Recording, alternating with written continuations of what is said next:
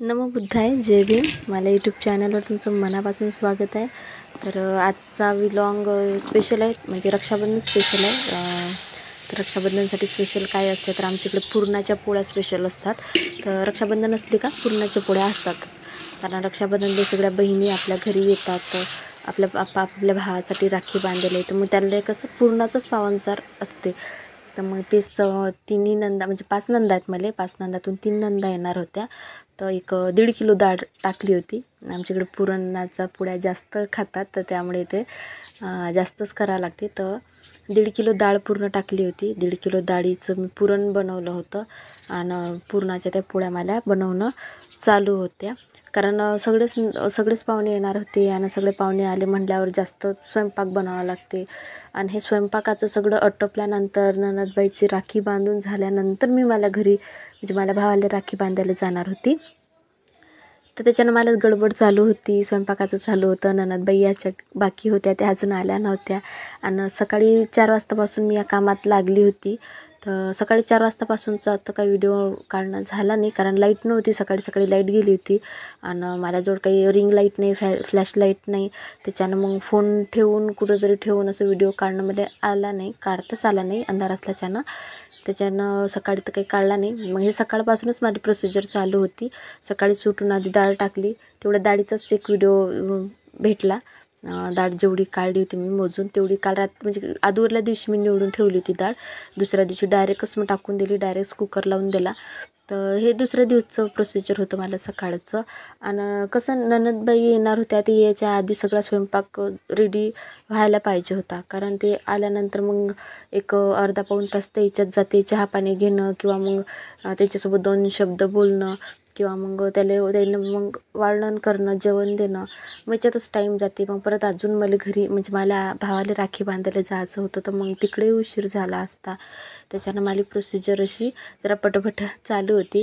तर स्वयंपाक करणं मला चालू होतं. आता आमच्या पुरणाच्या पोळ्या कशा, पुरणाच्या पोळ्याची जी थिकनेस जरा जाड असते, म्हणजे पुरण जास्त भरला जाते आणि जे पिठाचा उंडा घेतात तो जरा कमी घेतला जाते आणि पुरण जरा जास्त घेतलं जाते. तर अशा प्रकारची आमच्याकडे पुरणाची पोळी राहते. तर अशा प्रकारचे पुरणाचा स्वयंपाक बनवणं चालू होता. बाकी आमच्या इकडे पुरणाच्या पोळीसोबत आमटी वगैरे खात नाहीत, ते तसं म्हणतात ना, म्हणजे मराठवाडा साईड जास्त पुरणाच्या पोळीसोबत आमटी बनवतात, ते खातात. पण आमच्या इकडे आमटी बनवत नाहीत. एक तर चिंचेची चिंचोणी बनवतात, नाहीतर मग आंब्याच्या उसऱ्या बनवतात, नाहीतर मग दुधासोबत कोणी पुरणपोळी खाते. तर तशाच बनवतात. आणि भाजीत हरभऱ्याची, म्हणजे जे शिजवलेली डाळ असते पुरणाची, त्यातलंच डाळीतलं पाणी काढून भाजी बनवतात. म्हणजे आमच्याकडे त्याला सार म्हणतात, सार बनवतात म्हणून. आणि चिंचेची चिंचोणी बनवतात, आंब्याची उसऱ्या बनवतात. म्हणजे ज्याला ज्याच्यासोबत खावंसं वाटलं ते पोळी बनला जाते. तर मला स्वयंपाक बहुतेक म्हणजे रेडी झाला होता पूर्ण, दवडीभर पूर्ण स्वयंपाक झाला होता. काही याच्यामध्ये होत्या, काही साध्या चपात्या केल्या होत्या, काही पुरणाच्या केल्या होत्या. बाकी मग भात, भाजी, चिचोणी, भजे सासूबाई काढणार होत्या. ते म्हणले तू स्वयंपाक बनव, जास्त स्वयंपाक आहे, तर तळण काढते. तर मग ते तळण काढायला शेजारीच बसल्या होत्या. तर त्यांचा व्हिडिओ नाही निघाला, मलाच निघाला, कारण त्यांना माहीत नव्हतं मी व्हिडिओ काढू राहिली म्हणून. तर ते शेजारी बसून मला चुलीवर त्यांचं तळण काढणं चालू होतं आणि मला इकडे पुरणाच्या पोळ्या करणं चालू होत्या. तर पुरणाच्या पोळ्या जेमतेम मला झाल्या होत्या. म्हणजे अर्धा व्हिडिओ काढला पुरणाच्या पोळ्याचा, पूर्ण व्हिडिओ काढला नाही, अर्धाच काढला. कारण अजून लय भारी केलं असतं. मग नंतर नणंदबाईचं आगमन झालं होतं, फायनली आल्या होत्या. एकच आल्या, पण नंतर दोघीजणी येणार होत्या, तर ते एकदम वेळेवरच आल्या. पण त्यांचा व्हिडिओ काही निघाला नाही. हे अगोदर आले होते म्हणून यायचं निघाला. नंदाई भाऊ आहेत, ते आले. त्यांना पहिले हातपाय धुवायला पाणी दिलं, टॉवेल त्याला हातपाय पुसायला. आता कसं नणंद म्हटल्यावर ते त्यांची सोय ते करावीच लागते, कारण ते आपल्या घरचे पाहुणे आहेत आणि वर्षातून 1-2 वेळाच येतात, ते काही नेहमी येत नाहीत. म्हणून ते आले की त्यांची तेवढी पाहुणपणानं पाहुणेदारी केली, तसं मनाला जरा चांगलं वाटते. म्हणून ते दोघांनी मी पाय धुवायला पाणी दिलं होतं, त्याने पाय धुवून आले होते. मग नंतर चेंज वगैरे करून ते डायरेक्ट राखी बांधायलाच बसले होते. स्वयंपाक वगैरे मला झाला होता करून, आणि जेवणही झालेच होते, कारण जेवणही आम्ही आधीच करून घेतले होते. आल्याबरोबर त्याला म्हटलं जेवणच करून घ्या. तर मग स्वयंपाक गरमागरम होता म्हणून त्याने जेवण वगैरे केले. मग नंतर राखी बांधायला इथं सुरुवात झाली होती आमची. तर आमच्याकडे कसं असतं माहिती आहे का, राखी बांधायचं म्हटलं की एकट्या भावाला कसं बांधत नाही. म्हणजे भावाचं लग्न व्हायला असलं तर मग ते दोघायला सोबत बसवतात, दोघांना सारखं ओवाळतात.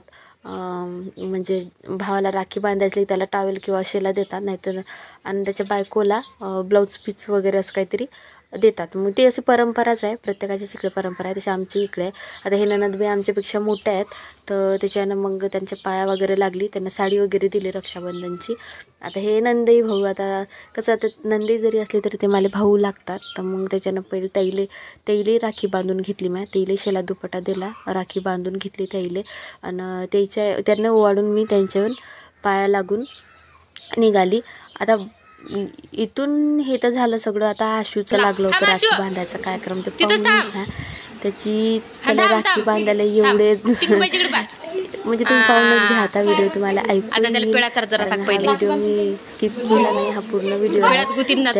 त्याला किती लाडू चालू होती राखी बांधायसाठी, तुम्ही ऐकून घ्या व्हिडिओ. तो मी काही साऊंड वगैरे काही टाकला नाही, फक्त मला लावायचा आणि तो रिअल लावायचा आहे जो व्हिडिओत आहे तोच.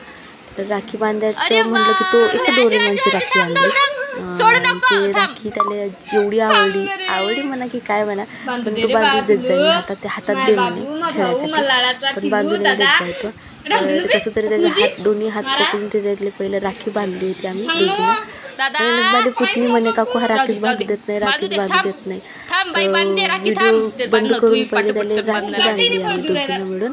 आणि नंतर मग ते बघा हातात घेऊन बसला. आता मी नंतर आम्ही दोघीने मिळून त्याला राखी बांधून घेतली होती आणि नंतर मग हात सोडून द्याला की खेळ बाबा आता त्या राखीसोबत किती. त्याचं काहीच लक्ष नाही, फक्त त्याच्यावरच लक्ष होतं, खायावरही लक्ष नव्हतं काहीच, फक्त त्या राखीवर लक्ष होतं की राखी मी कशी सोडू हातातून, बस तेवढ्यापुरतंच त्याचं चालू होतं. तर पैसे दिले होते त्याच्या पप्पा ताईसाठी टाक आरतीत नागबिडवा कसं जमा पैसे दिले पूर्ण जमा करून तिच्या इकडे दिलेच नाही त्याने पैसे, पण नंतर त्याच्या हातून घेऊन आरतीत टाकले होते पैसे. लहान आहे तर खेळते, त्याला कोणती गोष्ट दिसली की त्याला चांगलं वाटते, खेळते. तुम्ही ठीक आहे. तर इथून झाला आमचं प्रवास चालू, कारण ननदबाईचं स्वयंपाक वगैरे म्हणजे ननदबाईला जेवण वगैरे देऊन राखीपैकी बांधून त्यांना पाठवून दिलं म्हणजे सॉरी, ते त्यांच्या ननदच्या घरी गेल्या होत्या ते राखी बांधायला. मग नंतर आम्ही पण निघालो होतो. आम्ही निघालो कुठे आता, तर मला भावाला राखी बांधायसाठी म्हणून आम्ही निघालो होतो. तर सासूबाईले म्हणतात त्यांच्या भावाच्या घरी सोडायचं होतं, म्हणून आम्ही मूर्तिजापूरपर्यंत आम्ही तिघंजण सोबतच गेलो होतो. पण आता मूर्तिजापूरपर्यंत जायला आम्हाला एवढं पाणी लागलं, रस्त्यात भयंकर पाणी लागलं. तुम्ही दिसत असेल सगळा रस्ता ओला आहे. आम्ही जागी जाऊन थांबत होतो थोडा वेळ की आशू सोबत आहे, त्याला पाणी लागलं नाही पाहिजे किंवा तो आजारी नाही पडला पाहिजे, असं करून आम्ही थोडा वेळ थांबतच असं आम्ही मूर्तिजापूरपर्यंत गेलो होतो.